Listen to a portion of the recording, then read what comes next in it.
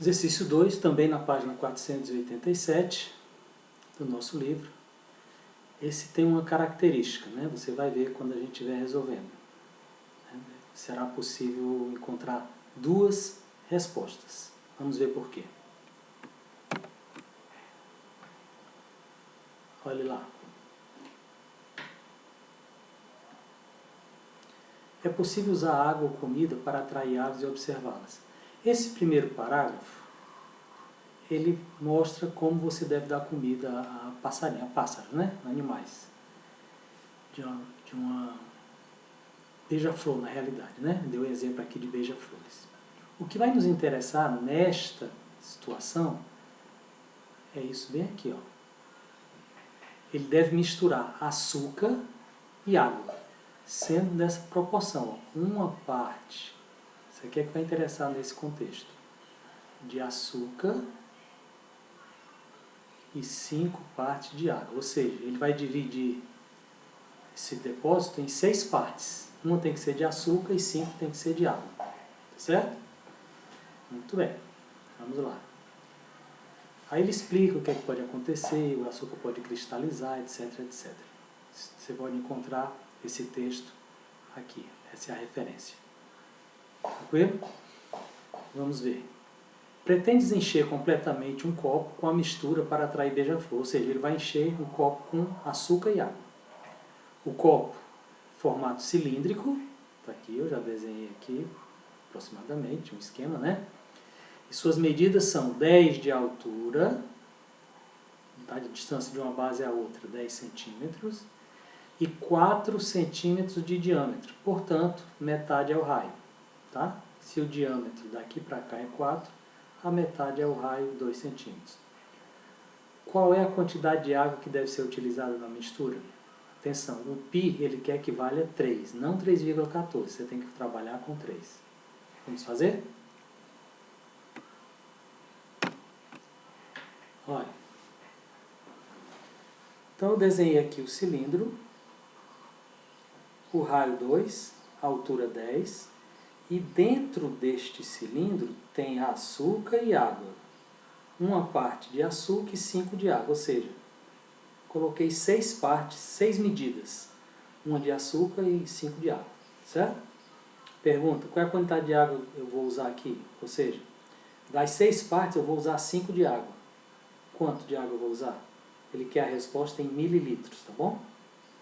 E as medidas estão em centímetros, sem problema. Como é um cilindro, o volume de um cilindro a gente já sabe que é assim, ó, πr² vezes h.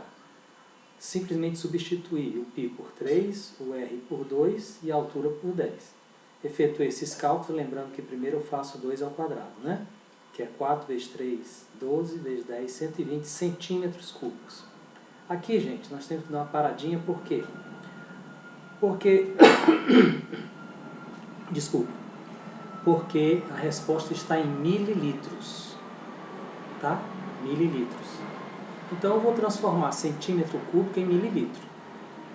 Olha, a única relação que eu conheço entre volume e capacidade é decímetro cúbico e litro. Então antes de chegar no mililitro, eu vou passar para o decímetro cúbico. Porque se eu passar para o decímetro cúbico, eu chegarei no litro, né? Já que um decímetro cúbico equivale a 1 litro. Então, de centímetro cúbico para decímetro cúbico, eu tenho que dividir por 1000, né? Lembre que na escalinha vem metro, decímetro e centímetro. Então, de centímetro para decímetro, eu estou caminhando para a esquerda. Se eu estou caminhando para a esquerda, eu tenho que dividir. No caso, como é cúbico, eu divido por 1000. Então, 120 dividido por 1000 dá 0,120 decímetros cúbicos. Que é a mesma coisa que 0,120 litros, já que um decímetro cúbico equivale a 1 litro. Tá? Até aí não tem novidade nenhuma.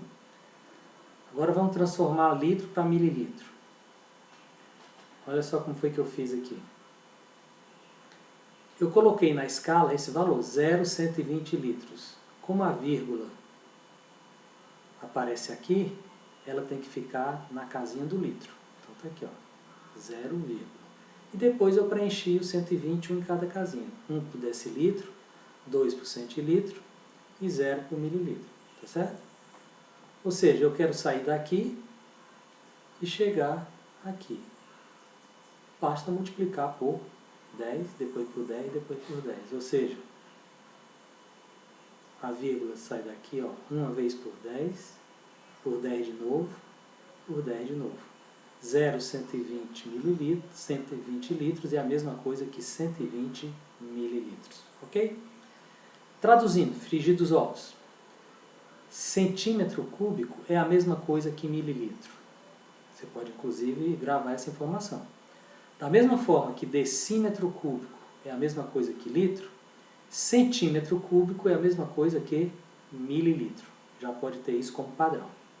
Ok? Muito bem. Então vamos lá. Então eu tenho um volume deste depósito é de 120 mililitros. Acontece que das 6 partes eu vou usar 5 de água. Ele está querendo saber a quantidade de água. Então se eu vou usar 5, vou calcular uma das partes. Uma das partes é só pegar 120 e dividir por 6, né? Porque são 6 partes ao todo, se eu dividir por 6 eu encontro o valor de uma parte. Então 120 dividido por 6 dá 20 mililitros, ou seja, 20 mililitros de açúcar, né? De açúcar. Como o total é 120, o que sobra é de água, ou seja, 120 menos 20, 100 mililitros de água. Essa é uma resposta. Você vai ver já por que é uma resposta.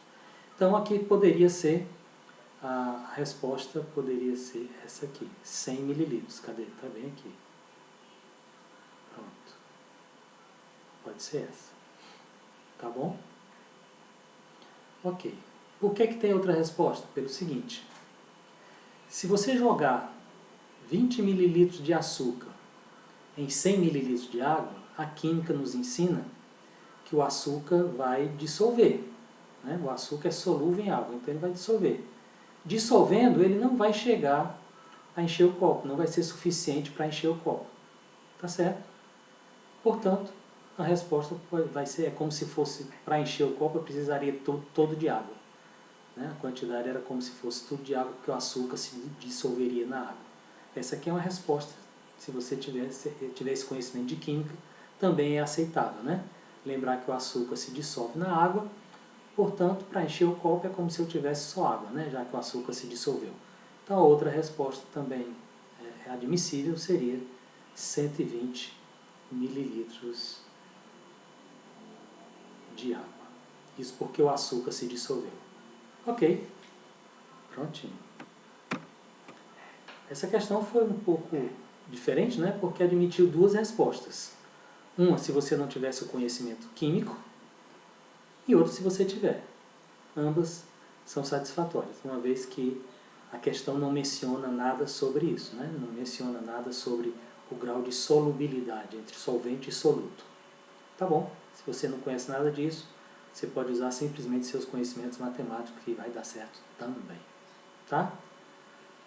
Vamos já para a próxima questão. Até lá.